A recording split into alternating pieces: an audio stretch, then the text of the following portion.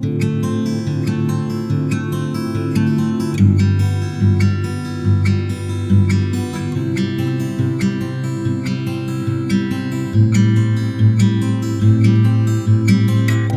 मित्रों, मैं मनोज सर पुनः आपके ई शिक्षा संवाद यूट्यूब चैनल और जूम क्लासेस में स्वागत करता हूं। हम लोग यहाँ पर NTA UGC net JRF assistant professor को लेके चल रहे हैं, जिसमें हम लोग का सब्जेक्ट है एजुकेशन है। क्या हम लोग का एजुकेशन सब्जेक्ट है। एजुकेशन सब्जेक्ट को लेकर हम यहाँ पर डिस्कस करते हैं। आपके जितने भी पूरे भारत में जितना भी सिलेबस है, पूरे के पूरे सिलेबस को हम लोग यहाँ पर डिस्कस करते हैं। और जो लोग मेरे साथ जुड़कर जूम क्लासेस में मेरे साथ जुड़े हुए हैं और जो लोगों को डेमो क्लासेस मिल चुकी होंगी, मैं भी अब एक दो वीडियो और आपका डेमो क्लास में जाएगा, फिर इसके आगे ये वीडियोस सभी प्राइवेट हो जाएंगे। ठीक है, जिनको एडमिशन लेना हो फटाफट अपना एडमिशन ले लें, क्योंकि तैयारी अगर समय से पहले समय के हिसाब से अगर हम लोग कर लेंगे तो वो ज्यादा बेहतर होगा। तैयारी हम लोग का क्लियर, हम लोग का वो ज्यादा बेहतर तरीके से चीजें हो जाएंगी आपकी। क्लियर है, तो यहाँ पर इतनी चीजें ध्यान रखनी है हम लोगों को। क्या ध्यान रखना है कि हम लोग एनटीए यूजीसी नेट को टॉपिक ले रहे हैं, एनटीए नेट। ठीक है, नेट के हम लेके तैयारी कर रहे हैं, जिसमें हम लोग चाहे आप कोई भी एग्जाम दोगे, सभी एग्जामों में ये बहुत इंपॉर्टेंट वे में। और आज आपकी तारीख कितनी है? 28/12।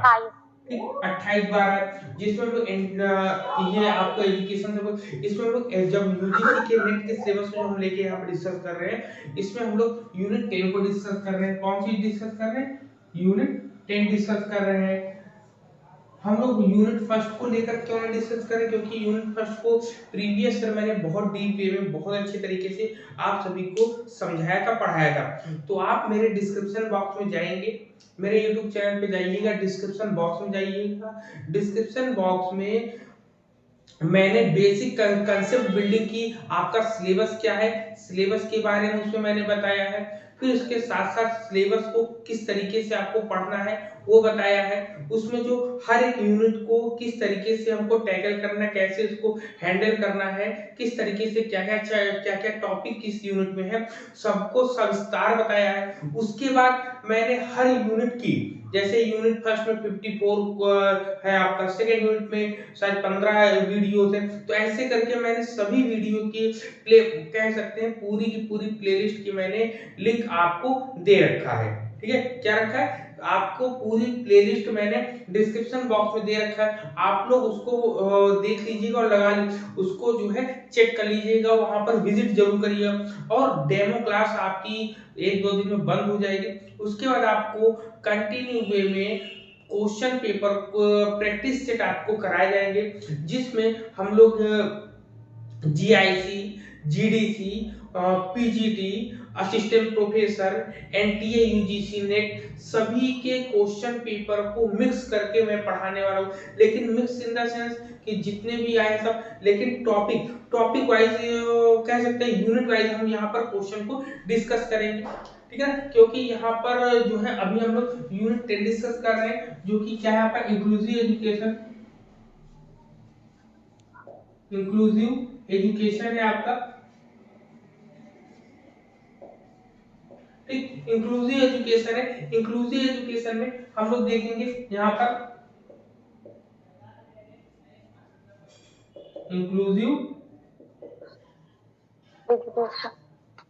एजुकेशन। ठीक, यहाँ पर हम लोग इंक्लूसिव एजुकेशन को डिस्कस कर रहे हैं। इंक्लूसिव एजुकेशन से रिलेटेड टॉपिक को हम लोग यहाँ पे डिस्कस कर रहे हैं, जिसमें हम लोगों ने पिछली कक्षा में क्या क्या पढ़ा था बताइए। हम लोगों ने पिछली कक्षा में पढ़ा था, इसके कंसेप्ट को पढ़ लिया, इसके एम्स पढ़ लिए हम लोग, इसके नीड्स पढ़ लिए, इसके नेचर्स को पढ़ लिया हम लोगों ने, और नेचर साइंस इसके स्कोप्स को पढ़ा हम लोगों ने, इसके प्रिंसिपल्स को पढ़ा हम लोगों ने।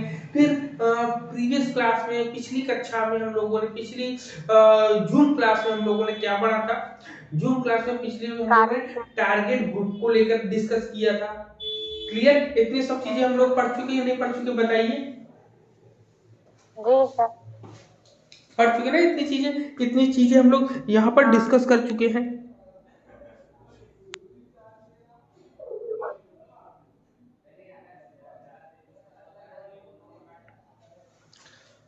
ठीक है। तो आज हम लोग, ठीक है, तो आज हम लोग अपने टॉपिक को आगे बढ़ाते हुए आज हम लोग क्या पढ़ने रहे हैं, डाइवर्स लर्नर। ठीक है, यहाँ ये दिखाई दे रहा है, बताओ यहाँ ये दिख रहा है जी सर, हाँ दिख रहा है। ठीक, तो हम लोग पढ़ेंगे डाइवर्स लर्नर।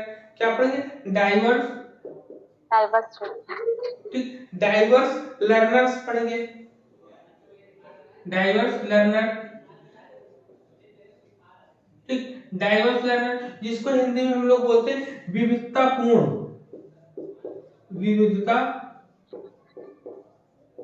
पूर्ण, ठीक, विविधतापूर्ण शिक्षार्थी,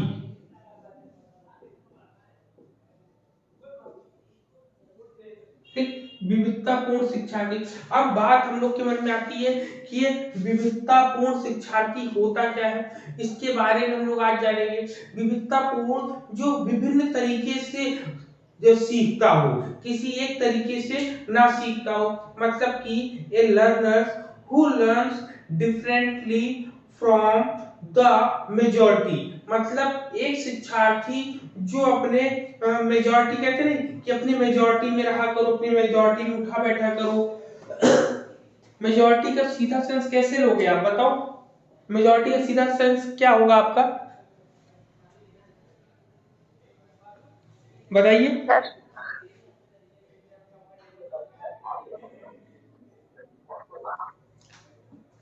मेजॉरिटी का सीधा सेंस क्या हो जाएगा,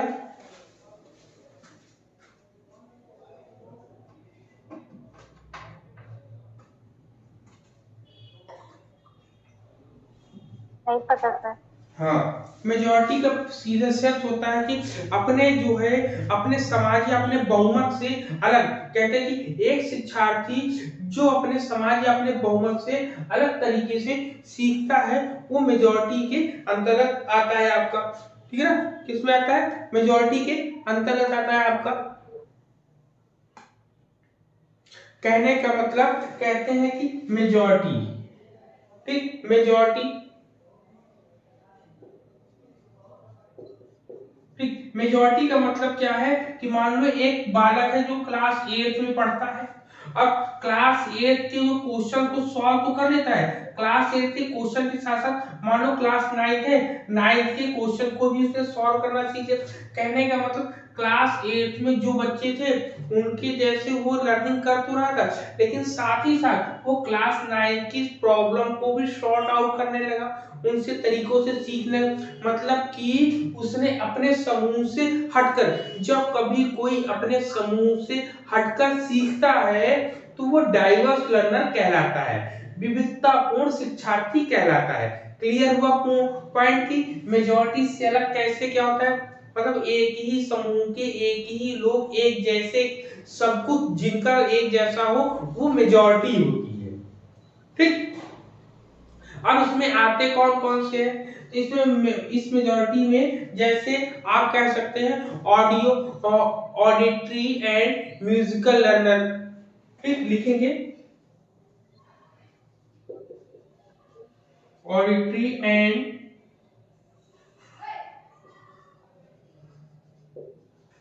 म्यूजिकल लर्नर, राज, राज को जोड़ा नहीं। ठीक, हाँ होगी कोई दिक्कत नहीं। तो यहाँ पर हम लोगों ने देखा क्या कि यहाँ पर सबसे पहले ऑडिटरी एंड म्यूजिकल लर्नर्स आए, मतलब श्रवण और संगीत शिक्षार्थी, क्या बोलेंगे, श्रवण, इसको लिखिएगा श्रवण और संगीत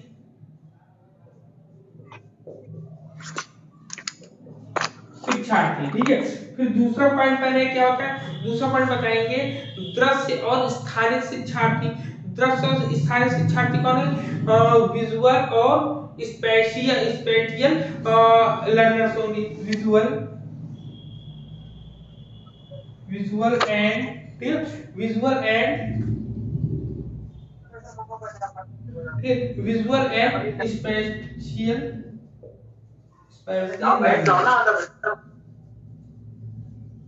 ठीक, ये हो जाएगा। विजुअल को क्या हम लोग बोलते हैं, विजुअल को बोलते हैं दृश्य, दृश्य होता है, म्यूट कर लीजिए अपने आप को, दृश्य होता है, और दूसरा स्थानिक, स्थानिक होते हैं। फिर इसके अलावा आपके और इसमें आप कह सकते हैं और इसमें क्या आएगा आपका, और इसमें आपका मौखिक शिक्षार्थी आते हैं। क्या आते हैं? मौखिक, मान लो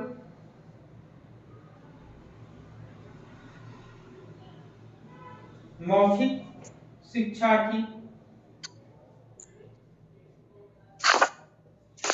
म्यूट कर लीजिए अपने आप को। मौखिक शिक्षार्थी, इसको बोलते हैं वर्बल। मौखिक शिक्षार्थी क्या बोलते हैं? वर्बल, वर्बल होता है।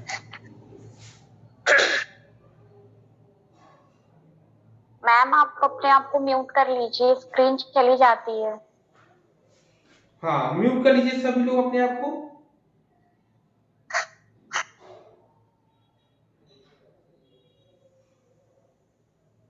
चलिए, तो यहाँ पर ये हुआ मौखिक शिक्षार्थी।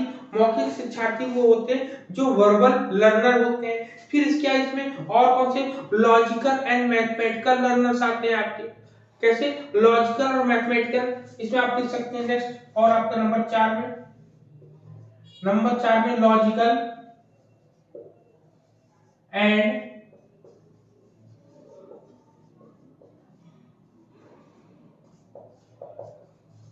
मैथमेटिकल लर्नर्स आते हैं आपके। ठीक है, मैथमेटिकल लर्नर्स आते हैं। मैथमेटिकल यहाँ पे लिखो आप, वहां ना लिखो।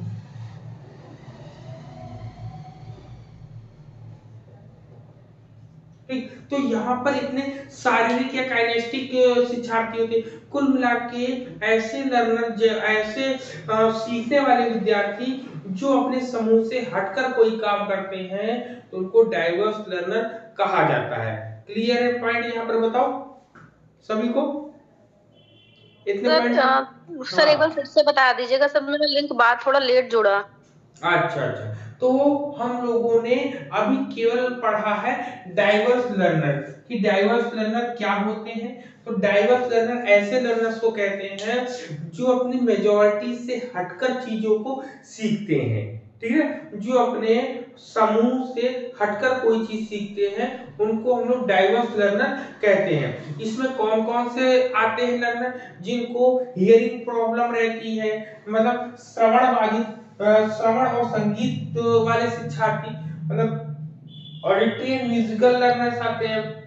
दूसरा मैंने विजुअल बताया है और वर्बल बताया है, लॉजिकल, मैथमेटिकल, फिजिकल। तो ऐसे बहुत से ढेर सारे होते हैं, बहुत से ऐसी चीजें होती हैं जो बच्चा क्या करता है, यहाँ पर अपनी चीजों को सीखता है, अपने तरीके से बताता है। यहाँ पर क्लियर, अपने तरीके से यहाँ पर बताएगा। ठीक है ना, तो ये डाइवर्स लर्नर हम लोगों ने डिस्कस किया है। अब हम लोग इसके बाद बात करेंगे इसमें और कौन कौन से आएंगे। इसमें अगर आप बताना चाहो तो और भी नाम आ सकते हैं। और नाम कौन कौन से आएंगे तो बताइए।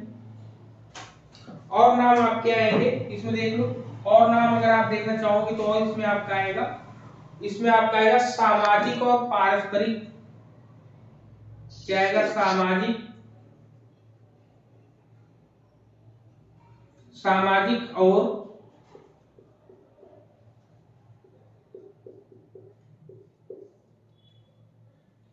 सामाजिक और पारस्परिक आएगा आपका। ठीक है, पारस्परिक आ जाएंगे।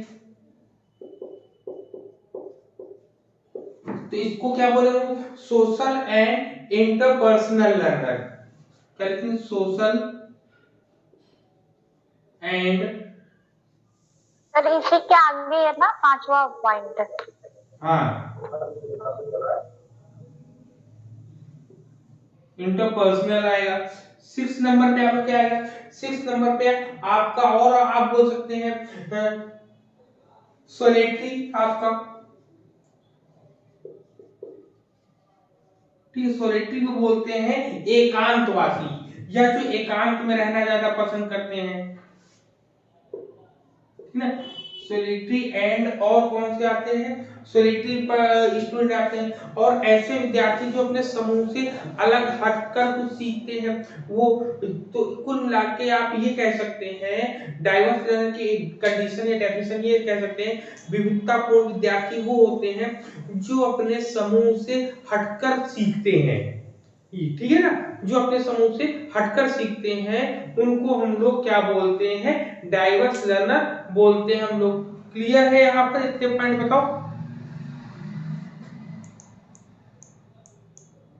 जी सर। क्लियर है? इतने पॉइंट्स क्लियर है। अब आगे बढ़े हम लोग। आपके सिलेबस के अकॉर्डिंग हम लोग चल रहे हैं। हमने सबसे पहले कंसेप्ट पढ़े, फिर इसके बाद उसमें प्रिंसिपल्स पढ़ा है, स्कोप पढ़ा है, फिर हमने टारगेट ग्रुप पढ़ा है। उस टारगेट ग्रुप के बाद हम लोगों ने डाइवर्स लर्नर पढ़ा है।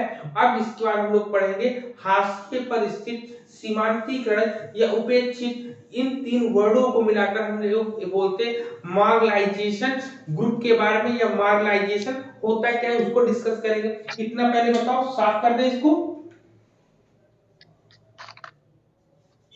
सर ये 8 क्या लिखा है? कहां पर? मेजॉरिटी 8 में क्यों? ये सर मेजॉरिटी के पास 8 क्या लिखा है? ये मैंने समझाने का एक तरीका बताया था कि मेजॉरिटी को समझाना चाहते हैं। जैसे क्लास 8 में बच्चे हैं, अब क्लास 8 के बच्चे हैं, उनमें से कोई एक बालक ऐसा है जो क्लास 8 के प्रॉब्लम को साथ साथ क्लास 9 के प्रॉब्लम को भी सॉर्ट आउट करता है, तो वो अपनी मेजॉरिटी से, अपने समूह से हटकर कुछ काम किया। तभी कहते नहीं है कि इस समाज से अगर आपको समाज में चमकना है तो समाज से हटकर कुछ करो ना, ताकि लोग आपको पहचाने। जब हम अपनी मेजॉरिटी, अपने समूह या अपनी क्षमता से बढ़कर कोई काम करते हैं, तब हम क्या करते हैं? डाइवर्स लर्नर कहलाते हैं। कहते नहीं कि क्षमताएं, कि हम अपनी क्षमता से बढ़कर भी कोई काम कर दें तो हम डाइवर्स लर्नर के अंतर्गत आ जाएंगे। क्लियर है पॉइंट? साफ करें इसको। Yes sir. जी सर। ओके।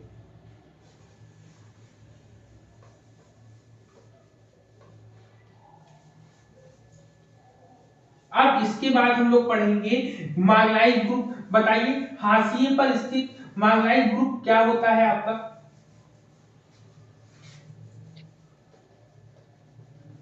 बोले, आप लोग को जो पता हो वो बताइए। सर वो SC ST जो ओहो ओहो, चीजों से वंचित। अभी हम लोगों के भारत में चीतों को लाया जा रहा है ना, जिनकी जी सर।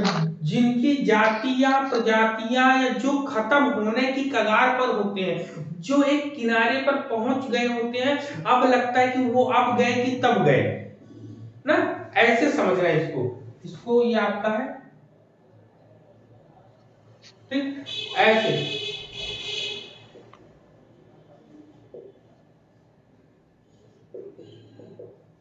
मार्गलाइजेशन, ठीक है ना, जिसको हम लोग कई नाम से बोलते हैं, जैसे सीमांतीकरण,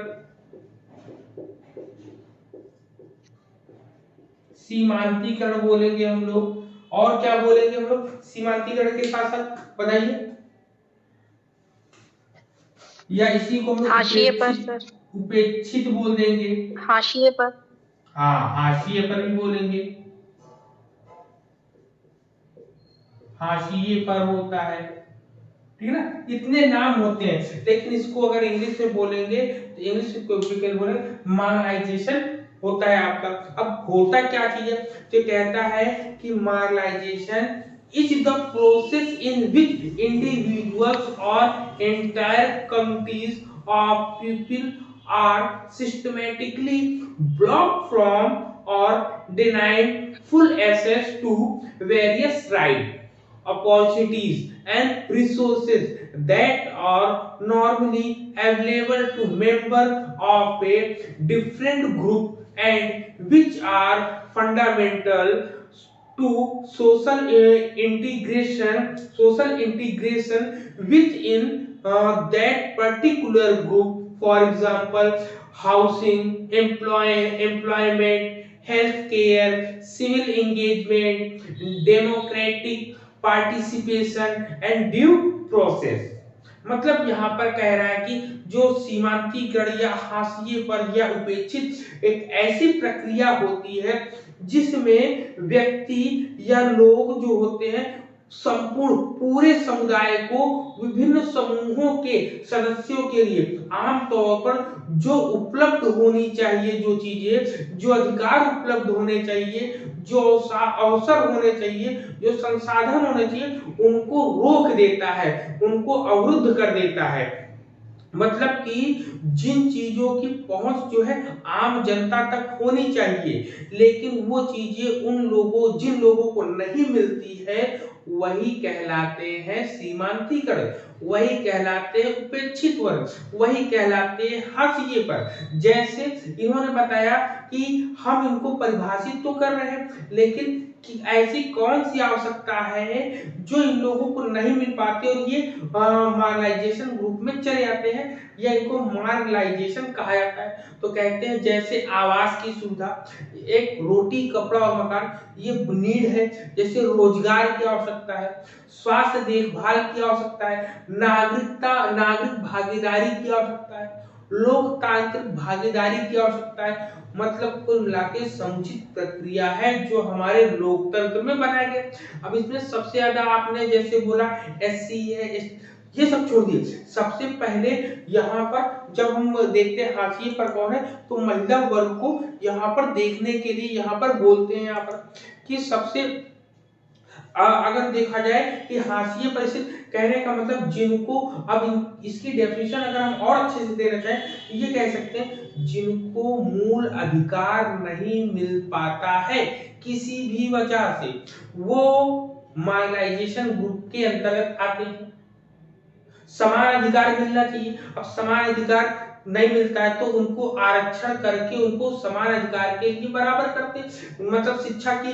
अब ये हाशिए पर जो स्थित होते हैं, इनको समाज में कैसे हम लेकर आए, इसके लिए क्या हो जाता है कि इसमें जो है इनको जो है लाने के लिए हम क्या करेंगे, शिक्षा की मुख्य धारा से जोड़ने के लिए इनको जो है सामान्य से थोड़ा सा ज्यादा इनको वेटेज दिया जाए। जैसे आदिवासी जनजाति लोग होते हैं, वो जो है समाज की, शिक्षा की, सभी मतलब लोकतंत्र की मुख्य धारा से नहीं जुड़ पा रहे हैं, तो उनको जो है हाशिए पर स्थित समूह हम लोग कह देते हैं। कहते हैं कि नहीं कहते हैं, बताइए। जी सर, कहते हैं सर। अब आप लोग अपने हिसाब से कुछ बताओ मुझे, क्या होता है ये?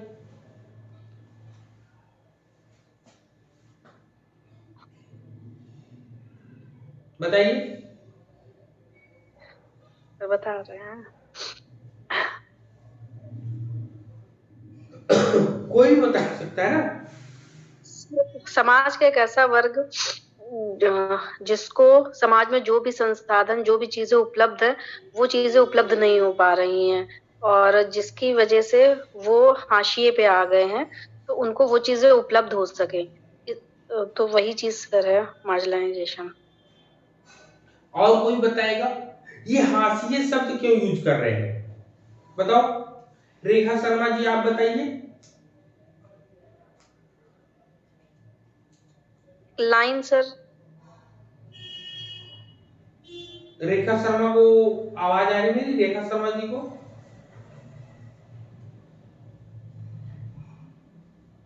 आ रही है सर, लेकिन मेरा क्लियर नहीं है अभी। अच्छा, हाशिए पर भी माइलाइजेशन ग्रुप अभी क्लियर नहीं, चलो क्लियर करते हैं। आप लोग गांव में कभी गए तो वहां पे हसिया देखा है, घास काटने जो हसिया हाँ होती है, देखा है ना? वो हाँ क्या करती है, हाँ वो हाँ, चीजों को काटती है, काटती है। तो काटने का वही कार्य, ये हाँ। भी कह रहा है, यस। हाशिए परिस्थिति का मतलब है कि समाज से हमको अलग जो चीजें कर देती हैं, हमें बेसिक फंडामेंटल नहीं पता है, हम समाज से अलग हो जाएंगे। कहते हैं कि अपडेट रहो। क्यों अपडेट रहो भाई? क्योंकि हम समाज से कटे ना। अगर हम समाज से कट गए तो मतलब लोकतंत्र से कट गए, लोकतंत्र से अगर हम कट गए तो अपने नियम कायदे कानून को नहीं जान पाएंगे। इसीलिए कहा गया है, इसको और अगर कहा जाएगा, कहेंगे इसमें अगर और हम समझाना चाहें रेखा शर्मा जी को, तो कहेंगे कि it is the process of pushing a particular group. क्या कह रहा है? It is the process of pushing a particular group or group of people to the edge of society by not allowing them an active voice, identity or place in it। मतलब यह एक विशेष समूह या लोगों के समूह को हम समाज के किनारे पर धकेलने की प्रक्रिया है। क्या है ये? जिनको हम कहते हैं नहीं, आप लोगों ने गांव में देखा होगा कि अगर एक लड़का लड़की अदर कैटेगरी से, अदर क्लास से होकर शादी कर लेते हैं, तो उनको क्या कहा जाता है कि आप जो है हमारे समूह से हट जाते, वो अपने समूह से धक्का देके उसका हुक्का पानी बंद कर देते। तो वही तो हुआ मार्जिनाइजेशन, जिनको हाशिए पर धकेल दिया जाता है। क्लियर? पहला पॉइंट तो ये क्लियर हुआ। अब इनको कहा जाए, अब अगर हम देखें कि प्राणी वो जीव जंतुओं में कि चीते जो है समाप्त होते जा रहे हैं, और भी ऐसे कई जानवर हैं जो हाशिए पर, जिनकी प्रजातियां अगर उन पर जो है वर्क नहीं किया गया तो कुछ कुछ समय बाद वो जो है उनकी प्रजातियां पूरी की पूरी समाप्त हो जाएंगी। क्लियर? पूरी की पूरी प्रजातियां क्या हो जाएंगी? समाप्त हो जाएंगी। तो यहाँ पर ये चीजें बता रहा है। बताओ ये पॉइंट क्लियर हुआ? Yes sir. हाँ, तो इसमें और अगर हम कह सकते हैं, इसको हम कहेंगे प्रत्यक्ष और अप्रत्यक्ष, मतलब डायरेक्ट एंड इनडायरेक्ट। प्रत्यक्ष और अप्रत्यक्ष दोनों प्रक्रियाओं के द्वारा हम उपेक्षित समूहों को एक गौण स्थान पर ढकेल देते हैं। कहते हैं इसमें कि इसमें और क्या कह सकते हैं, इसमें ऐसा महसूस कर सकते हैं या ऐसा महसूस कराया जाता है जो समाज में अधिक शक्ति या विशेष अधिकार रखते हैं उन वर्गों से वे कम महत्वपूर्ण है ना? ये होता है। तो इसमें कहते हैं कि throat both direct and indirect processes marginalized group may be relegated to a secondary position or made to feel as if they are else important than those who hold more power or privilege in society। मतलब समाज में ये देखा था जिसके पास ज्यादा पैसा है उसके पास उतना रुतबा है। आपने देखा होगा जो एक मध्यम वर्गीय वर्ग का होगा, जो उच्च क्लास वाले के पास जाता होगा, तो आप देखते हो वो सामने वाले से अपने को छोटा समझता है। मतलब कि हम कहीं ना कहीं हम बहुत मार्जिनाइज्ड ग्रुप से आते हैं, मतलब हीन भाव, मतलब किनारे पर जिसकी कोई समाज में स्थिति ही नहीं है, हम ऐसे ग्रुप से आते हैं। तो वो ऐसे देखने को हम लोगों को मिलता है। आप यहाँ नहीं, बहुत ढेर सारी अपवाद के रूप में बहुत कम ही लोग ऐसे मिलेंगे, नहीं तो हर जगह जो है इतना ये बीच की जो खाई है वो भर पा नहीं रही, और वो देखने को हम लोग को मिलती है। क्लियर है पॉइंट? बताइए, क्लियर है? हेलो जी सर, फिर से एक बार बता दीजिए। नहीं क्लियर है सर। सर एक बार रिपीट करिए फिर से। हाँ रिपीट करिए। चलो, इसमें कह सकते हैं कि मान लो जैसे ये है, ये जैसे मान लो ये आदिवासी लोग हैं जो जंगल में रहते हैं। क्लियर? इनकी प्रजातियां क्या है, ये इनकी संख्या मान लो केवल 100 है। ठीक?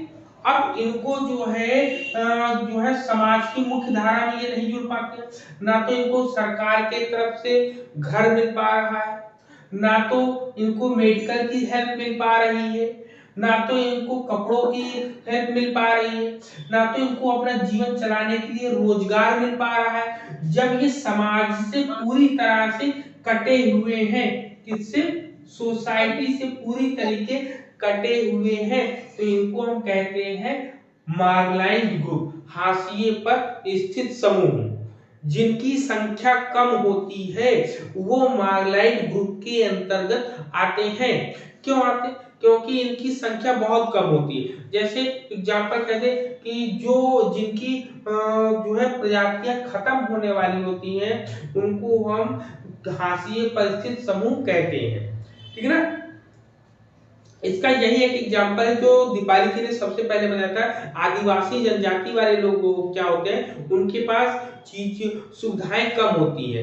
मतलब कहने का, लोकतंत्र में जो हमें चुनाव में वोट देने का अधिकार होता है, आदिवासी लोगों के पास नहीं रहता है। लेकिन धीरे धीरे इसमें क्या गया, बदलाव किया गया। मतलब कह रहे हैं कि संस्कृति और सभ्यता के इतिहास के बीच अगर हम देखते हैं तो उनमें जो है लिंग, आयु, जाति, धर्म, विश्वास, तमाम ऐसी चीजें होती हैं जो इनमें दिखाती हैं इन ग्रुप को, ठीक है। मार्जिनाइज्ड ग्रुप, अगर आपसे पूछा जाए कि हाशिए पर स्थित समूह में कौन कौन से लोग आएंगे, तो आप अभी बोला था ना, कैटेगरी आएगी आपकी, ठीक है ना, एज आएगा, आयु आती है ना, आयु आती है। आपने देखा होगा कि एक समय जब 2015 या 14 में जब प्रधानमंत्री मोदी जी बने थे, तो उन्होंने क्या बोला था कि हमारी युवा पीढ़ी बहुत ज्यादा है और बुढ़ापा जो है खत्म होने के ग्रुप में, मतलब हाशिए पर स्थित है।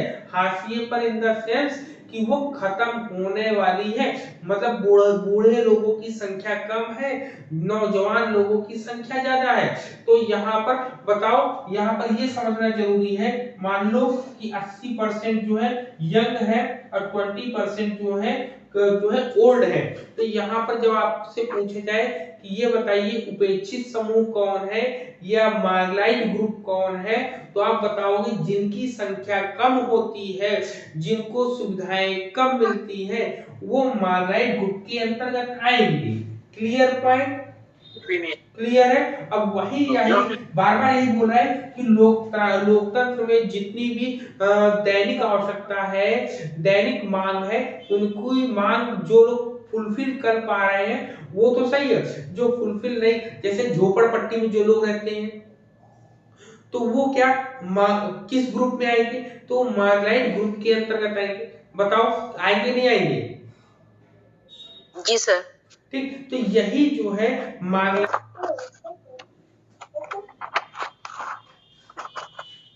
बताइए सबको समझ में आ गया मार्जिनाइज्ड ग्रुप क्या होता है? जी सर। है ना। चलो अब इसके बाद आता है आपका,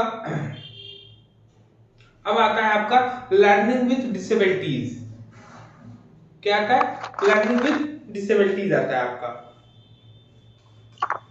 क्लियर? आप लोग अपने आप को म्यूट कर लो, जिससे हम जो है आवाज उसमें ना जाए। अब इसके बाद आता है लर्निंग विद डिसेबिलिटीज। सभी को समझ में आ गया ना? ये बताइए।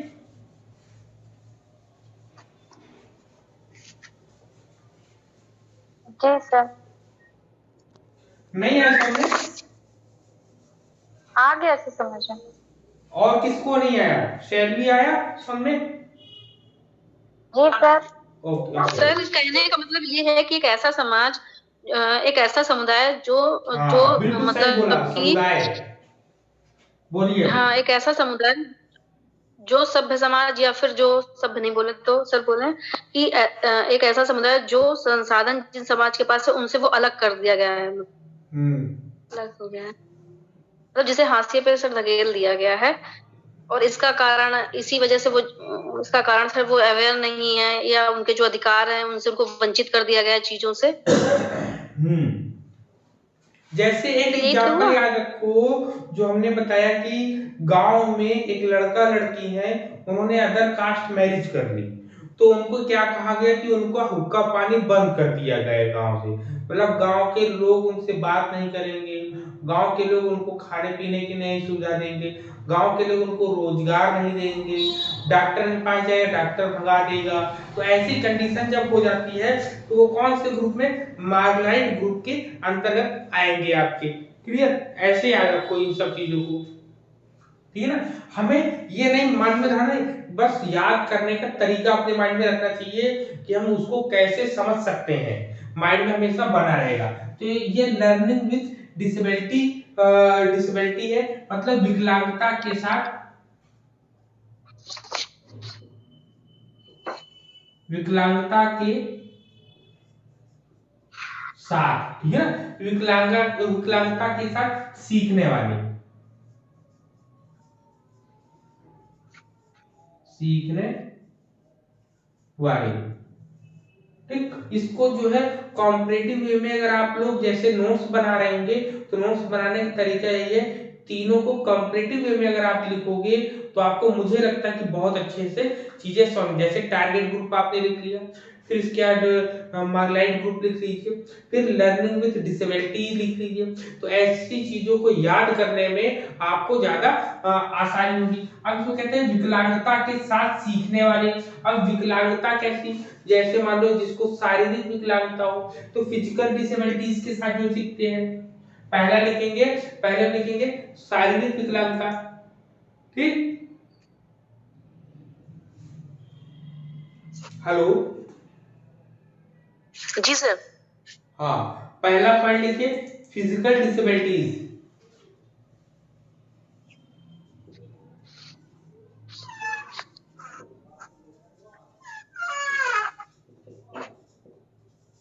ठीक, पहले तो ये बात समझना पड़ेगा कि हम लोग फिजिकल डिसेबिलिटी से विकलांगता के कई प्रकार होते हैं ना। विकलांगता जो है किसी एक चीज को डिफाइन नहीं करती। विकलांगता में ये होता है यदि हमारे शरीर में कोई भी किसी भी प्रकार की कमी होती है तो वो विकलांगता के अंतर्गत आती है या दिव्यांगता के अंतर्गत आती है। अब विकलांगता या दिव्यांगता के कई भाग, कई प्रकार होते हैं। शारीरिक होती है, मानसिक होती है, अनेक प्रकार की होती है। तो वन बाय वन हम लोग डिस्कस करते हैं। तो सबसे पहले हम लोग जिनको शारीरिक दिक्कत होगी, मतलब शारीरिक रूप से जो विकलांग होगा उसके साथ वो कैसे सीखता है ये बताता है। तो ये फिजिकल डिसेबिलिटीज है। फिजिकल डिसेबिलिटीज को लोग बोलते हैं शारीरिक विकलांगता, ठीक है ना। आप लोगों को, चाहे आप लोगों से कोई हिंदी में बात करे या इंग्लिश में पूछे, आप दोनों के लिए प्रिपेयर रहो, तैयार रहो उत्तर देने के लिए ना। भले आप बोल ना पाओ, भले आप इंग्लिश को ना बोल पाओ, लेकिन उनकी बात को समझ तो सकते हैं। विकलांगता, ठीक है। शारीरिक विकलांगता, तो शारीरिक विकलांगता में बताइए क्या क्या चीजें आएगी। जैसे डिफॉर्मिटी इन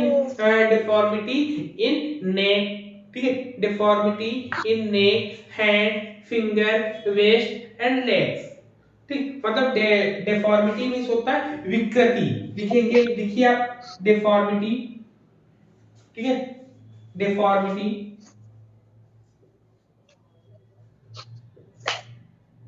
इंग्लिश याद रखिए डिफॉर्मिटी, ठीक है। डिफॉर्मिटी का मतलब क्या होता है, विकृति। Deformity in neck, neck means क्या होता है गला, नेक के बाद हैंड,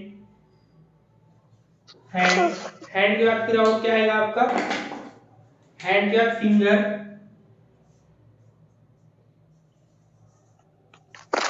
फिंगर आएगा। फिंगर के बाद और आपका क्या आता है, वेस्ट आता है आपका, ठीक है, वेस्ट आता है। और क्या आता है, लेग आता है आपका, लेग आता है। तो हम क्या लिखेंगे हिंदी में, अगर लिखना होगा हिंदी में क्या बोलेंगे, गर्दन,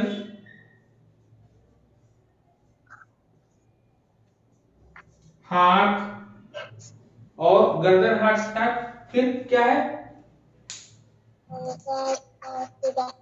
हाँ गर्दन हाथ है, फिर क्या है आपका, सर गर्दन, हाथ, उंगलियां, कमर, पैर, पाँव।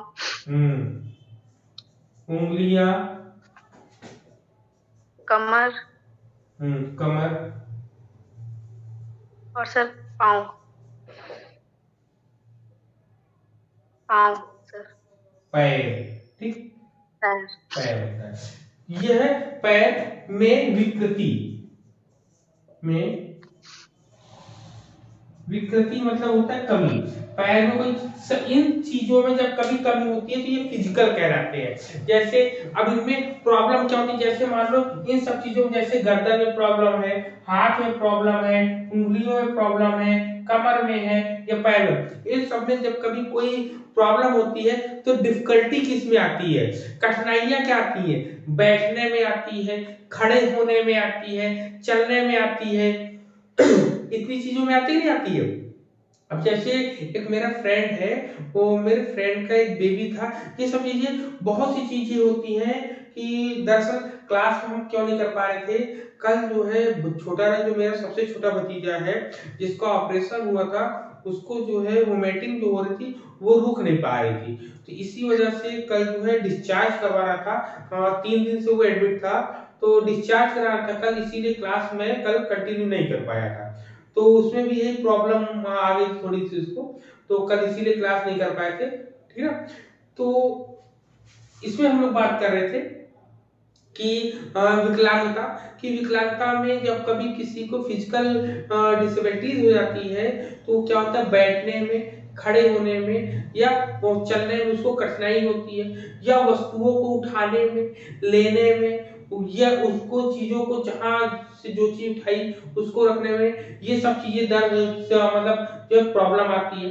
कहते हैं कि अक्सर जोड़ों में दर्द की शिकायत होती है, मतलब frequently complaint of pain in joints. ठीक है, बहुत से बच्चों को आपने देखा होगा लिखने, हम अपने दोस्त की कहानी आपको बताते हैं। मेरे दोस्त का जो लड़का है वो बचपन में थोड़ा सा एबनॉर्मल था, तो डॉक्टर को दिखाया गया। जब डॉक्टर को दिखाया तो डॉक्टर ने बोला कि हाँ कुछ दिन बाद ठीक हो जाएगा, लेकिन अभी पे क्या है, जब कभी वो खाना खाता है तो सर ऐसे ऐसे ऐसे हिलता रहता है, ऐसे ऐसे हिलता है, तो ऐसे खाने में क्या होता है, वो खा नहीं पाता सही से। तो ये सब चीजें जो होती हैं फिजिकल डिसेबिलिटीज के अंतर्गत आती हैं। ठीक है, अब जैसे किसी को लिखने के लिए कलम पकड़ने में कठिनाई, अब जैसे बहुत से लोगों को आपने देखा होगा जब वो लिखने के लिए कलम या पेन को पकड़ते हैं तो उनका हाथ जो ऐसे ऐसे ऐसे हिलता रहता है ना, बताओ, हिलता रहता है। तो ये सब चीजें होती हैं। आवाज आ रही मेरी सबको? Yes sir. ठीक, तो ये प्रॉब्लम हो गई। अब दूसरा अगर इसके बाद और हम लिखना चाहेंगे तो इस क्या लिखेंगे, नेक्स्ट कॉग्निटिव प्रॉब्लम होती है, संज्ञानात्मक या बौद्धिक अक्षमता वाले, कॉग्निटिव या इंटेलेक्चुअल डिसेबिलिटी।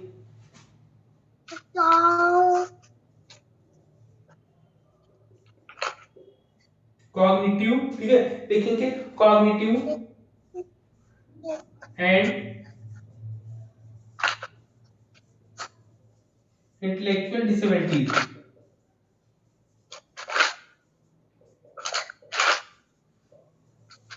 ठीक, कॉग्निटिव और आपका इंटेलेक्चुअल डिसेबिलिटीज आता है आपका।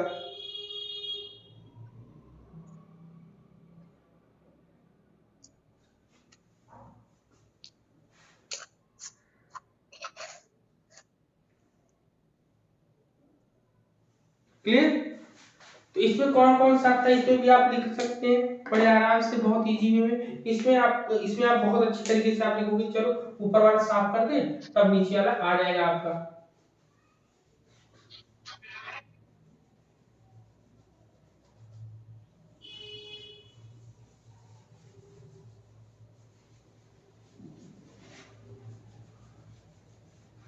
इसमें आपका आएगा आपका कॉग्निटिव,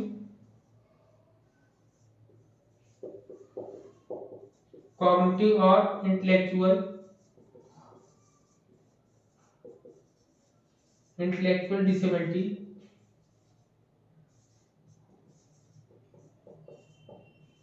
डिसेबिलिटीज, ठीक है, जिसको हिंदी में हम लोग बोलते हैं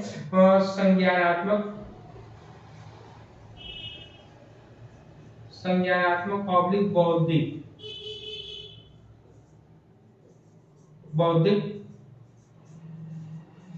अक्षमता, मतलब सीखने में कठिनाई। तो इसमें क्या आएगा, सबसे पहले इसमें आपका आता है जैसे मेंटली रिटार्डेशन।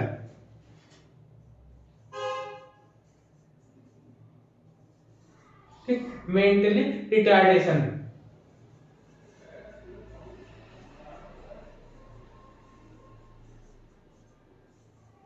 ठीक, मेंटली रिटार्डेशन, रिटार्डेशन को बोलते हैं मानसिक रुचि या मानसिक मंदता, मानसिक मंदता होती है। ठीक है ना, फिर नेक्स्ट आपका इसमें और क्या आएगा, पुअर एकेडमिक अचीवमेंट आता है। क्या आता है, पुअर एकेडमिक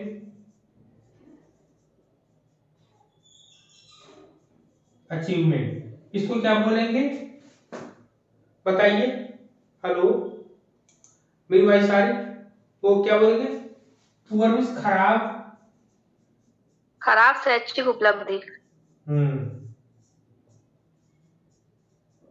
खराब शैक्षणिक उपलब्धि। उपलब्धि। हाँ, खराब शैक्षणिक उपलब्धि। ठीक, नेक्स्ट और क्या ये क्या आएगा इसमें? और इसमें आप लिखेंगे फॉरगेट्स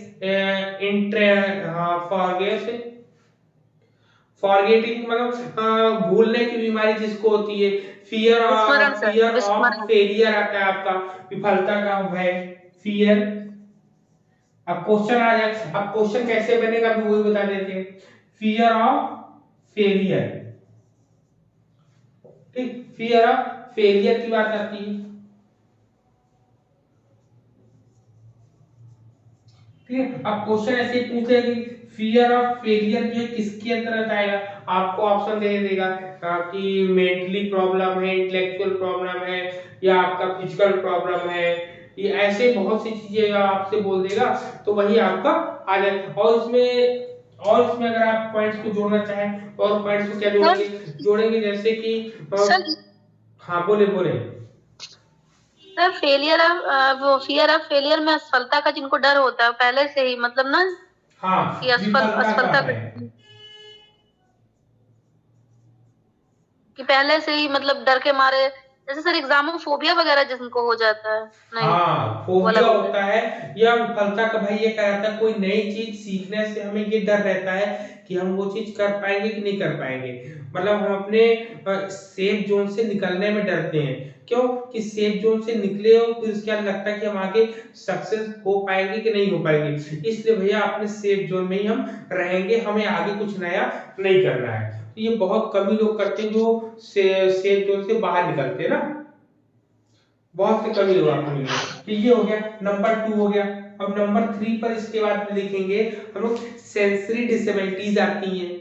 क्या थी? संवेदी गामक विकलांगता, सेंसरी डिसेबिलिटीज पे भी हम लोग देखेंगे। चलिए इसको साफ करें। जी।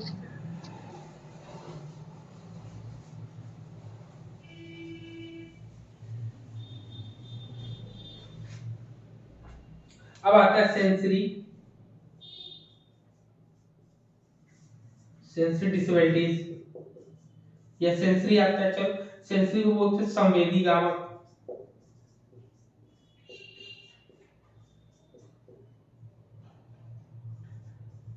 ठीक, इसके अंदर क्या आएगा आपका, ये तीसरा है। इसमें आपका क्या आएगा, इसमें आपका आएगा विजुअल इंपेयरमेंट आता है। विजुअल इंपेयरमेंट,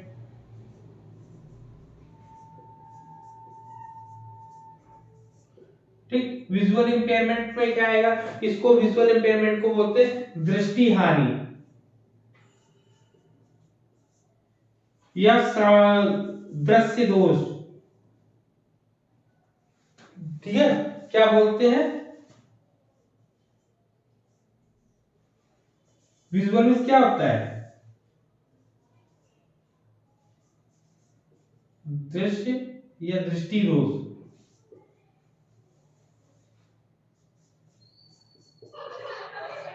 दृष्टि दोष आता है आपका ना, दृष्टि दोष। इसमें क्या आता है, अपंगता भी क्या होता है, दृष्टि अपंगता। दृश्य यानी इम्पेयरमेंट, हाँ अपंगता बोल सकते हैं, दृष्टि दोष या अपंगता बोल सकते हैं। इसमें क्या होता है, कि दृष्टि जैसे समझे मतलब कम किसी को दिखाई देता है, किसी में जो है देखा होगा आपने कि उनके चश्मे जो लेंस होता है, लेंस की जो है पावर बढ़ जाती है, तो इसमें दृष्टि दोष आता है। फिर आप इसके बाद कहते हैं नंबर 3 हो गया। नंबर 4 पे आप देखिए लर्निंग विद डिसेबिलिटीज में आता है कि इसमें और क्या आता है आपका, इसमें आपका स्पीच लैंग्वेज डिसऑर्डर आता है। क्या आता है, स्पीच लैंग्वेज डिसऑर्डर। ठीक, स्पीच लैंग्वेज डिसऑर्डर्स आते हैं इसमें। स्पीच लैंग्वेज मतलब आपने देखा होगा बहुत से लोग हकलाकर बोलते हैं, या जो लोग जो है धीरे धीरे बोलते हैं किसी भी बात को कहने में, ना। तो स्पीच लैंग्वेज डिसऑर्डर या ऐसे लोग जिनको जो है बोलने में थोड़ी सी प्रॉब्लम होती है, लर्निंग डिसेबिलिटीज में, जिसमें स्टूडेंट विद लर्निंग डिसेबिलिटीज मतलब सीखने में छात्र जो है अपने वर्तनी का सही प्रयोग नहीं कर पाते, मतलब स्पेलिंग मिस्टेक करते हैं वहां पर, ठीक है ना। तो ऐसे बच्चे यहाँ पर आते हैं इतने पॉइंट, ठीक है ना। बताओ सर यहाँ पर सर इसमें तुतले सर इसमें तुतले भी आएंगे? हाँ हाँ, स्पीच लैंग्वेज में जिनको जो है स्पेलिंग मिलाकर पढ़ना नहीं आता है, या जो तुतला हकलाने लगते हैं, है ना, वही जो तोतरे लोग जो होते हैं ऐसे, तो इन सर लोगों की जो हकलाने और तुतलाने में क्या डिफरेंस है? तुतलाने हकलाने में क्या होता है कि वो जो है चीजों को सही, तो मतलब उसका प्रोनाउंसिएशन तो सही है लेकिन धीरे धीरे बोलता है। तुतलाने में क्या होता है कि वर्ड को ता को था या ऐसे वर्डिंग सेंस उसका जो है सेंस उसका सही रहता है, लेकिन उसकी जीभ जो कंट्रोलिंग नहीं करती है ना। तुतलाने और हकलाने में यही अंतर होता है। हकलाने में वो बोलेगा जैसे आपने देखा होगा शाहरुख खान की एक्टिंग सब लोग करते हैं ना। सर वो मतलब लंबा खींच लेता है शब्द को, हाँ, कोई शब्द लंबा हकलाने खींच में लेता जैसे है। आपने शाहरुख खान की एक्टिंग हाँ। देखी, बहुत से लोग करते हैं, तो वो उसके हकलाने की करते हैं, जबकि तुतलाने का करते हैं क्या कि उसको जो है उनकी जबान जो है बंद रहती है ना, उसमें जब उनका मुंह पूरा खुलता नहीं है, तो वो टा को ता बोलते हैं, थाली को टाली बोलते हैं, ऐसे ही वर्ड चेंजेस हो जाते हैं उनमें ना।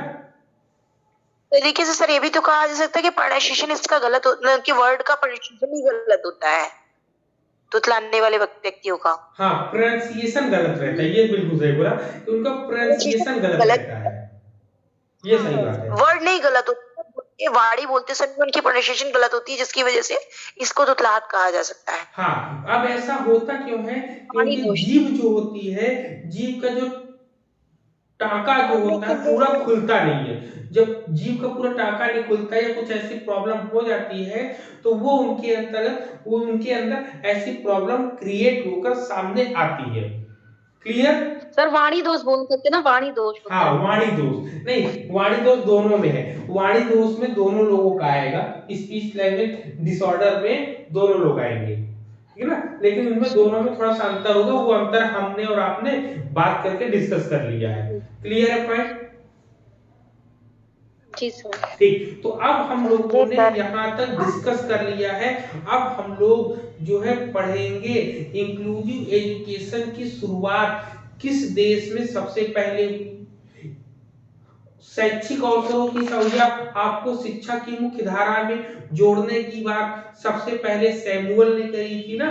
तो ऐसे ही बहुत से इटार्ड की क्या भूमिका रही है इंक्लूसिव एजुकेशन या समावेशी शिक्षा में, बहुत से ऐसे ढेर सारे नाम जो है हम लोग कल जो बहुत अच्छी क्लास होने वाली है। कल क्लास को मिस मत करिएगा, क्योंकि हम लोग जो पढ़ रहे हैं ना उसके कंसेप्ट को निकाल कर लेकर आएंगे। कहते हैं सागर में से मोती निकालने जैसे होता है, तो कल हम लोग मोतियों को निकालने का काम करेंगे, जिसमें बहुत सी चीजें हम लोग को समझ में आएंगी कि जो है समावेशी शिक्षा क्या है, समावेशी शिक्षा के बारे में पढ़ेगा। तो विशेष शिक्षा क्या है, एकीकृत शिक्षा क्या है, एकीकृत शिक्षा की अवधारणा कहाँ से आई, बहुत से फिर समावेशी शिक्षा की अवधारणा कहाँ से आई, कि ऐसे बहुत सी चीजें चलेंगी। आप लोग को पढ़ने को मिलता है कि इटार्ड ने एक जो है एक्सपेरिमेंट किया था कि 2 साल के बच्चे को जंगल में छोड़ दिया, फिर जब वो 7 या 8 साल का हुआ तो उसको घर में लेकर आए, उनको शैक्षिक विधियों से उन्होंने उनको ट्रीट तो किया, लेकिन उनकी एक्टिविटीज को वो बदल नहीं पाए, क्योंकि वो जानवरों के जैसे ही रहना सीख गए थे। तो उन्होंने ट्रेनिंग मतलब ट्रेनिंग के थ्रू जो है उस बच्चे में चेंजेस लाना तो चाहा, लेकिन बहुत हद तक वो चेंजेस लाए और बहुत हद तक वो चेंजेस नहीं कर पाए। तो ऐसे बहुत से इंटरेस्टिंग पॉइंट्स को कल हम डिस्कस करेंगे। उसमें कल मैंने नोट्स भी बना रखे हैं थोड़े से खुद से पढ़ के ना, तो उसमें क्योंकि बुक्स को पढ़े बिना आपको बता नहीं सकते थे। जैसे इसमें है कुछ मैंने बनाए पॉइंट कि विश्व में समावेशी शिक्षा का इतिहास सर्वप्रथम कहाँ देखने को मिलता है। ऑप्शन है भारत में, अमेरिका में, रूस में, यूरोप में, ठीक है ना, ये 4 ऑप्शन दिए हैं, तो इसमें बताओ इनमें से 2 होंगे, मतलब ऑप्शन बना के कोडिंग के थ्रू हमने बनाया है इसको ना, जैसे ऑप्शन नंबर 1 और 2, 2 और 3, 1 और 4 और 2 और 4 ऐसे करके। तो अब हमें याद रखना है कि विश्व में सबसे पहले से जो है समावेशी शिक्षा को किस देश में यूज किया गया, तो याद रखिएगा अमेरिका और यूरोप में सबसे पहले जो है समावेशी शिक्षा की बात करेंगे। लेकिन वहीं पर अगर हम बात करेंगे कि इसमें जो है यहीं पर अगर हम बात करेंगे कि अगर इन दोनों में से भी सबसे पहले किसने बात करी है, तो यूरोप में सबसे पहले समावेशी शिक्षा की बात करी गई थी, लेकिन इस पर जो है सबसे ज्यादा काम अमेरिका में हुआ था। लेकिन सबसे पहले इन्हीं दोनों का नाम आता है। फिर आता है एक क्वेश्चन मैंने लिखा है कि विशिष्ट शिक्षा के जन्मदाता देश, मतलब जन्मदाता देश का नाम क्या था, कि विशिष्ट शिक्षा की बात जो है, यह विशिष्ट शिक्षा ये शब्द जो है किस देश ने सबसे पहले लाया था। ऑप्शन आपके सामने रहेगा भारत, अमेरिका, यूरोप और रूस। तो बताओ आप लोग को हिंट मिल जाना चाहिए कि विशिष्ट शिक्षा की बात सबसे पहले कहाँ कही कही गई होगी, क्योंकि जो यूरोप है, यूरोप ही है विशिष्ट शिक्षा का जन्मदाता। कौन है? यूरोप है विशिष्ट शिक्षा का जन्मदाता है, ठीक है ना। ठीक, तो कल हम लोग पढ़ेंगे जे इटार्ड के बारे में, सेंगविन के बारे में आपने सुना है आप लोगों ने, बताइए। हेलो सर किसके बारे में? सेंगविन। सर किसके बारे में? सेंगविन। पेंगुइन। हाँ सेंगविन। पेंगुइन। हाँ हाँ सर सुना तो है सर, आप ही ने बताया हाँ, लेकिन सर याद मानसिक नहीं। मंदिर, जो मेंटल रिटार्डेशन में पढ़ा था ना अभी, मेंटल रिटार्डेशन के लिए विशेष शिक्षक थे ये। सिगमंड फ्राइड के बारे में भी आपने पढ़ा होगा ना, सिगमंड फ्राइड के लिए सैमुअल ग्रिडले हॉवे के बारे में पढ़ा होगा। ये क्वेश्चन आता है कि मेन स्ट्रीम शब्द का प्रयोग सबसे पहले किसने किया था, तो मेन स्ट्रीम शब्द का प्रयोग सबसे पहले सैमुअल ग्रिडले ने किया था आपका, ठीक है ना। एक किताब था, एक इडियट हाँ इडियट एक किताब थी, उसकी जो है इसके लेखक थे आपके कौन,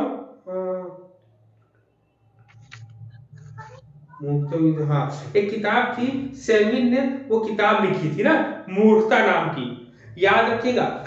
मूर्खता जो किताब है वो किसने लिखी है, तो सेविन ने लिखी है, ठीक है। अगर आपसे पूछा जाए कब लिखा गया था, तो ये इडियट बुक जो है 1946 में लिखा गया है, सॉरी 1846 में, ठीक है ना, 1846 में लिखा गया है। एक नाम आता है विक्टर, सुना है विक्टर? विक्टर नाम सुना है किसी ने? पूछा जाता है कि विक्टर का नाम जो है, विक्टर नाम के लड़के पर किसने प्रयोग किया था, तो विक्टर नाम के लड़के पर बताओ किसने प्रयोग किया था, पता है किसी को?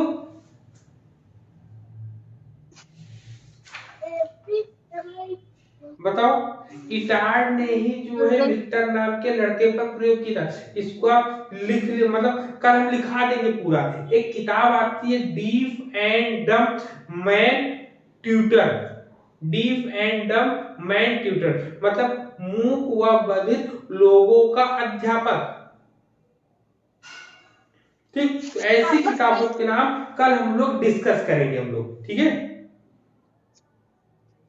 सर। आपने जो पहला बताया था इंक्लूसिव एजुकेशन की शुरुआत तो अमेरिका और रूस में हुई थी सबसे पहले। हाँ, इसकी शुरुआत जो हमें इंक्लूसिव एजुकेशन की जो शुरुआत हुई थी वो यूरोप और अमेरिका में हुई थी। सबसे पहले यूरोप में इसकी बातें हो रही थी और अमेरिका में इस पर कार्य हुआ था, इसलिए दोनों को लिया था।